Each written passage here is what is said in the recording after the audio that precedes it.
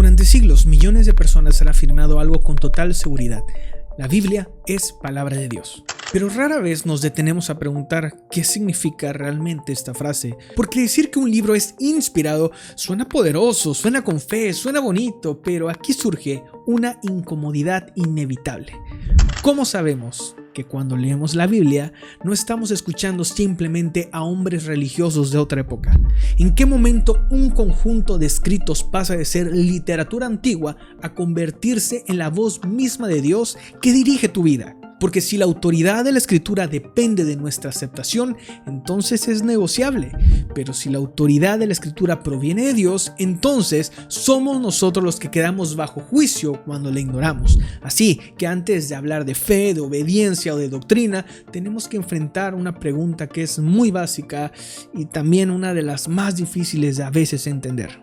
Cuando la Biblia habla, ¿estamos realmente oyendo a Dios o solo creemos que lo estamos haciendo?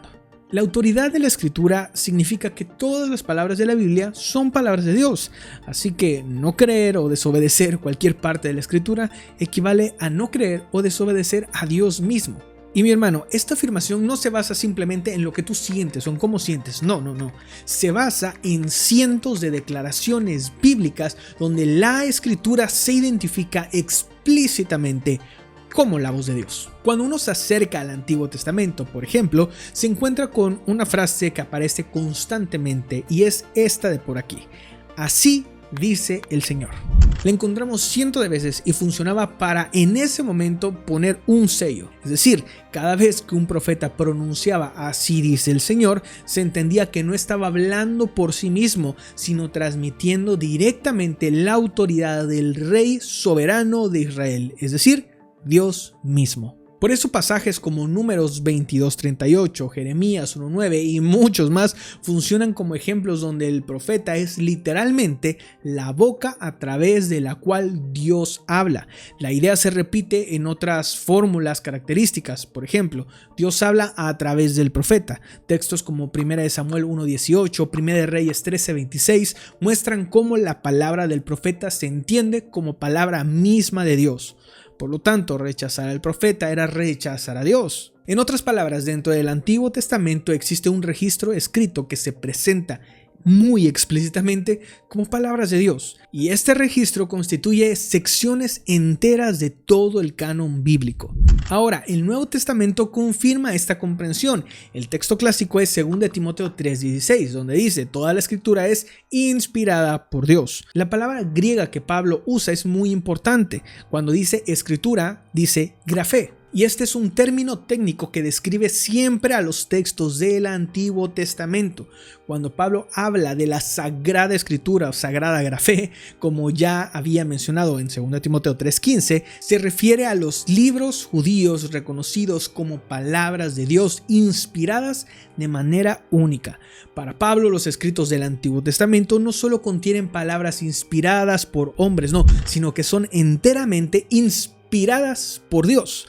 Pedro confirma lo mismo en 2 de Pedro 1:21. Dice: ninguna profecía ha tenido su origen en la voluntad humana, sino que los profetas hablaron de parte de Dios, impulsados por el Espíritu Santo.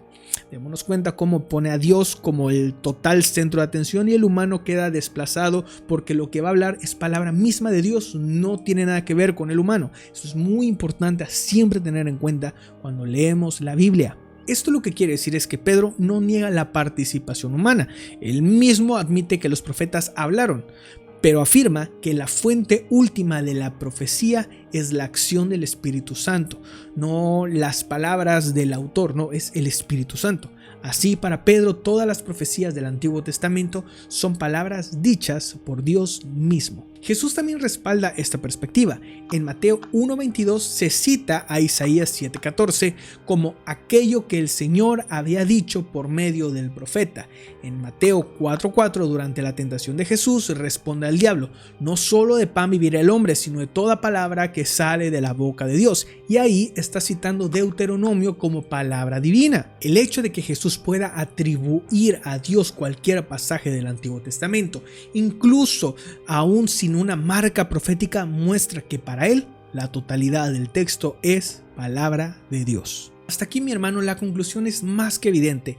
Para Jesús, los apóstoles y para la iglesia primitiva, todo el Antiguo Testamento es palabra de Dios. Pero surge una pregunta inevitable. Si grafé se refería originalmente solo al Antiguo Testamento, ¿se aplica también para los escritos del Nuevo Testamento? En el Nuevo Testamento la palabra grafé aparece alrededor de 50 veces y en todas ellas se refiere al Antiguo Testamento. Ninguna referencia aplica el término a textos externos del canon. Sin embargo, en lugares del Nuevo Testamento se amplía el significado para incluir también los escritos apostólicos. Y la verdad es que esto es muy claro. Por ejemplo, en 2 de Pedro 3:16, donde Pedro menciona que las cartas de Pablo contienen enseñanzas profundas que los ignorantes e inconstantes tuercen, como también las otras escrituras, Pedro ahí está colocando los escritos de Pablo en la misma categoría que las escrituras del Antiguo Testamento.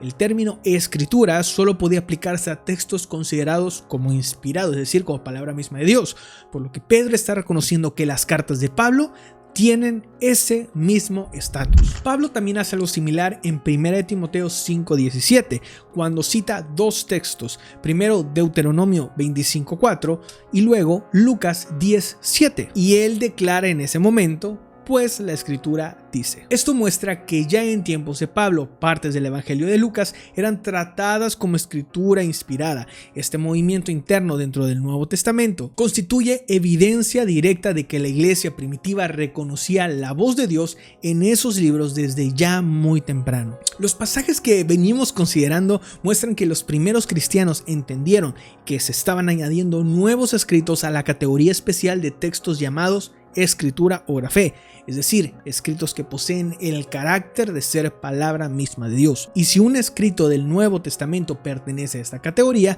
entonces tenemos base para aplicar también esos textos a lo que dice 2 de Timoteo 3:16 sobre la escritura, que toda la escritura es inspirada, exhalada, perteneciente a Dios. Por tanto, los escritos apostólicos son igualmente palabras de Dios. La evidencia de que los propios autores del Nuevo Testamento consideraran que sus escritos tenían autoridad de Dios aparece en varios lugares. Por ejemplo, en 1 Corintios 14:37, Pablo dice: si alguno se cree profeta o espiritual, reconozca que lo que escribo es mandamiento del Señor. Aquí no está diciendo que él sea una mera opinión entre muchas otras, sino que sus instrucciones poseen la misma autoridad normativa que los mandatos de Jesús. Y aquí algunos tales puedan objetar diciendo que en 1 Corintios 7:12 Pablo distingue entre sus palabras y las palabras del Señor. Dice: a los demás digo yo, no el Señor. Sin embargo, el contexto aclara esa frase. En los versículos 10 y 11, Pablo repite literalmente una enseñanza histórica de Jesús sobre el matrimonio. En cambio, en el versículo 12 señala que Jesús no dio enseñanza terrenal específica para el caso que Pablo estaba tratando en ese preciso momento. Así que Pablo, no porque sus palabras carezcan de autoridad de Dios, sino porque no había un dicho previo del Señor sobre esa situación, él confirma y dice que no es enseñanza de Jesús, sino ahora va a ser algo que él está diciendo. Y esto se confirma en el versículo 25, donde Pablo dice que no tiene mandamiento del Señor porque Jesús no enseñó ese caso, pero aún así él habla como quien por la misericordia del Señor es digno de confianza. Y aquí nuevamente está claro cómo sus palabras iban a tener una categoría mucho más alta que una simple opinión. Pablo entiende que sus instrucciones siguen siendo normativas porque son dadas bajo la dirección del Espíritu. Esto significa que cuando Pablo dice a los demás les digo yo, no está colocando sus palabras a un nivel inferior o diferente, no, más bien indica que Jesús no trató este asunto en su ministerio, pero Pablo ahora como apóstol puede hablar con plena autoridad de Dios.